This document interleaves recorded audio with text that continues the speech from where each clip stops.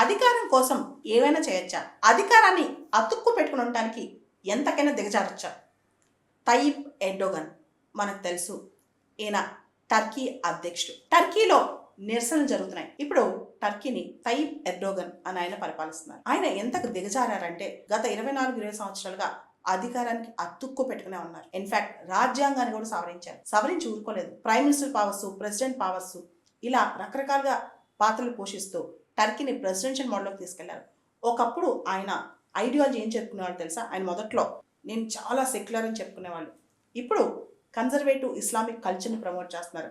అంటే ఐడియాలజికల్గా కంప్లీట్గా యూటర్న్ అయ్యారనమాట. కేవలం దేనికోసం? కేవలం అధికారం కోసం. ఇప్పుడు టర్కీలో ప్రొటెస్టులు జరుగుతున్నాయి. ఎందుకు? ఇదే ప్రధానమైన అంశం అనమాట. టర్కీలో ఇస్తాంబుల్ మనకు తెలుసు. ఇస్తాంబుల్ మేయర్ ఎక్రమ్ ఇమమోగ్లు మీద కరప్షన్ ఛార్జెస్ పెట్టారు, మనీ లాండరింగ్ ఛార్జెస్ పెట్టారు, ఎక్స్టార్షన్ ఛార్జెస్ పెట్టారు.